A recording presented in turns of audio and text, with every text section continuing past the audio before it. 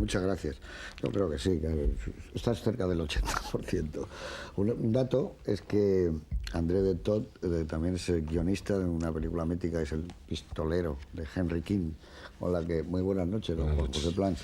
Tiene algo que ver, ¿no? Esos western en blanco y negro con cierta nocturnidad, los salones interiores, son especiales esas películas, ¿no?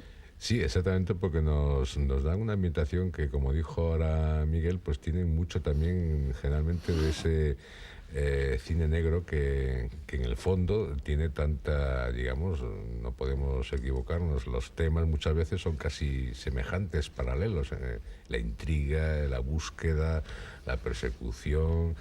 Hemos visto aquí películas donde parecía más bien una película de espías y en cambio era un auténtico western, ¿no? Y sobre todo en este caso, en la película de hoy, subrayaría lo que ha dicho Miguel respecto al argumento, que es complejo, muy complejo, pero no por complejo bueno, en este caso sí lo es interesantemente muy complejo, en el cual yo creo que hay que destacar primero el argumento en sí. Está basado en una buena novela me parece, de Shore, que es un buen novelista, y los personajes. A mí los personajes realmente, y tú ya hablaste y te referiste a las mujeres, me parecen muy interesantes, pero el que hace Joel McCrea me parece interesantísimo porque no está uno acostumbrado a ver en las películas de western, por lo menos esa es mi opinión, un tipo, por decir un tipo como normalmente se nombra esta gente, alto, pero para mí un tanto desgarbado, pero en cambio tiene una presencia de hombre bondadoso. Es la persona esta alta, bondadosa, donde desde el principio estás viendo que existe en él algo más, y resulta que lo vas descubriendo a lo largo de toda la película, y no decir nada, puesto en el sentido de que es un hombre casado, que había estado casado, que tenía hijos. O sea, realmente como un tipo dedicado en una película del oeste a unas funciones que en el fondo parece que no le correspondían dada su vida anterior, porque su personaje es muy humano, es muy de rancho para mí, es casi una persona que está ansiando un rancho, y en el fondo al fin y al cabo lo que está necesitando es otra relación familiar, como ocurrirá en la película.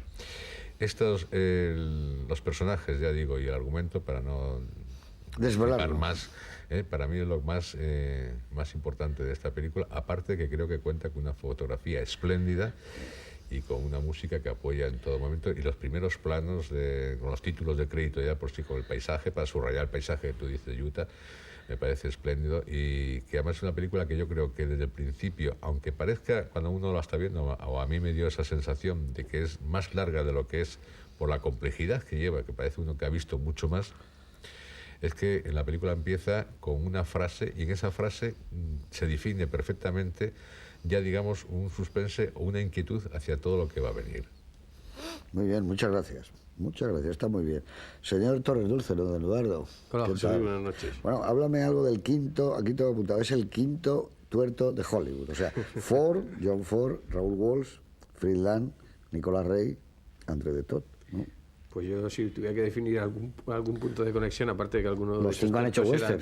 Efectivamente, los cinco han hecho western, y probablemente entre los cinco haya, pues no sé, los 20 o 25 mejores western de la historia del western. Yo creo que ese es el dato que les puede unir, ¿no? Aparte de que yo creo que todos ellos eran cineastas bastante físicos a la hora de tratar las relaciones, magníficos guionistas, aunque no parezcan la rúbrica en sus películas, y cualquiera de ellos magníficos estilistas. Yo creo que lo que más llama la atención de esta, a mí me parece maravillosa película, maravilloso western, si lo reducimos al género exclusivamente, es la puesta en escena de André de Toth, una puesta en escena en la que ya se ha resaltado anteriormente, pues desde la profundidad de campo hasta esa manera de filmar a través de las ventanas, vemos cantidad de la acción a través de las ventanas, esa capacidad de coger un tema tradicional del western como es los ovejeros y utilizarlo, diría Hitchcock, casi como MacGuffin, porque prácticamente apenas aparece la pura razón. El MacGuffin, como se verá ahí, realmente yo creo que acaba moviendo la acción, es una estampida que se produce en la película, que es, yo creo, un pequeño truco de guión sobre el que se desliza, ¿no? Y yo creo que es una película sobre mujeres, padres, hijos y hermanos. En el fondo, por eso coincido con Miguel en el parentesco con Pursuit, ¿no? Aparece quizás todas las características del psicologismo, del film noir, la utilización del paisaje, la fotografía de Russell Harlan que habéis dicho anteriormente, pero yo insistiría muchísimo en que es la mirada, la forma de que cuenta las cosas André de Toth la que pone de manifiesto que estamos ante un cineasta realmente formidable. Y luego el hecho, que lo verán los espectadores, que la película comienza abruptamente, sin ningún tipo de exposición, de manera misteriosa. Yo creo que los primeros 10 minutos realmente el espectador se va a encontrar, no voy a decir perdido, porque está con ese movimiento de cámara que has dicho tú que empieza la película, está prácticamente situado en el área moral y física y narrativa de lo que es el western. Pero realmente es que te encuentras sumergido en una acción que no sabes bien de qué va, con un personaje que no sabes por qué se quiere ir o se quiere quedar en el pueblo, no te presentan los personajes ni con una otra razón, parecen casi la noche de los muertos vivientes, una película de terror con personajes como el de Macrea, que no se sabe bien de dónde aparece o desaparece, ¿no? Creo, como has dicho anteriormente, la presencia de las dos mujeres muy arquetípicas del western, de alguna manera, con dos actrices físicamente muy significativas, como son Arlene Whelan y Veronica Lake, la mujer de Toth, entonces resulta ciertamente importante. Hay en un momento determinado, al final, creo que es el personaje de Don DeFore, Bill, el amigo del protagonista, que dice que un perro, una mujer o un caballo da lo mismo, se les entiende cuando se les comprende. Y creo que esta es una de las claves de una película que está maravillosamente bien dialogada y que si hubiera que definir con un título de película o una novela, yo la definiría como Tener y no tener. Muy bien, muchas gracias. Sí, no está mal, ese título. Bueno, pues ya ven, es una película, yo no creo que sea muy conocida. La mayoría de la gente del programa Que Grande es el Cine se va a encontrar con una verdadera sorpresa. No es un western que se haya puesto, que yo recuerde mucho en televisión en los últimos años. Y la sorpresa parte de que cuando vemos películas como Sin Perdón de Clint Eastwood, pues aquí hay algo de ello, ¿no? Y incluso alcanza películas como antes citaba Miguel Marías Wellman. Creo que Incidente en Oswald participa también de la nocturnidad de estos salones que salen en estas películas, y sobre todo esos primeros 10 minutos asombrosos, donde el primer plano, un plano largo, con grúa, movimiento de grúa y traveling, prácticamente es continuado por un segundo, fíjense ustedes muy bien, donde la silla, la mecedora, ocupa el lugar perfecto en el fotograma, esa mecedora que tantas veces hemos visto, como donde se supone que se sienta el sheriff en el porche. Y entonces luego vamos enlazando con otro plano y otros travelings que van llevando a los personajes o bien a un salón o bien a una barra de un salón. En cualquier caso es una película magnífica y no vamos a destripar nada, pero ya verán como a los primeros 10 minutos, cuando parece ser que hay alguien que tiene que coger una diligencia, realmente estamos ante una película de suspense al máximo nivel. Es una obra donde la puesta en escena, como decía Eduardo Torres Dulce, es magnífica y sobre todo con una nueva aproximación al western, una nueva mirada.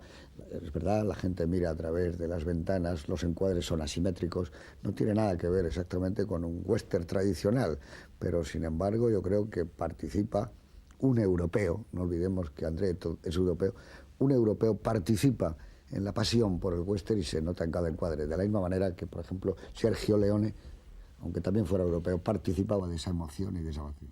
Y nada más, con todos ustedes, una película que creo que les va a resultar realmente atractiva. La mujer de fuego de André de Toth.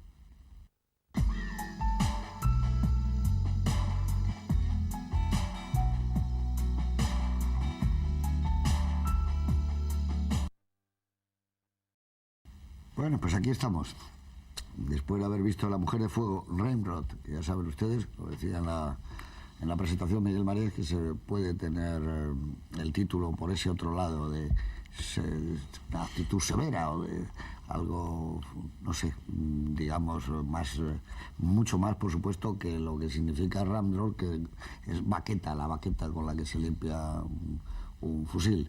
Entonces, la película es del año 1947, que es el año en que llegan, por ejemplo, pues a Santa Cruz de Tenerife los restos del compositor Manuel de Falla, uno de los grandes de la música española de siempre, el autor del Amor Brujo. Ya saben ustedes que había muerto en Argentina.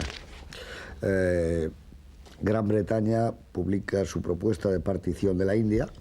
El subcontinente se divide en India y Pakistán, es el año 47.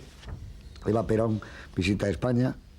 Es un acontecimiento impar, yo diría, que es de los que son recogidos por los medios de información entonces con mayor amplitud.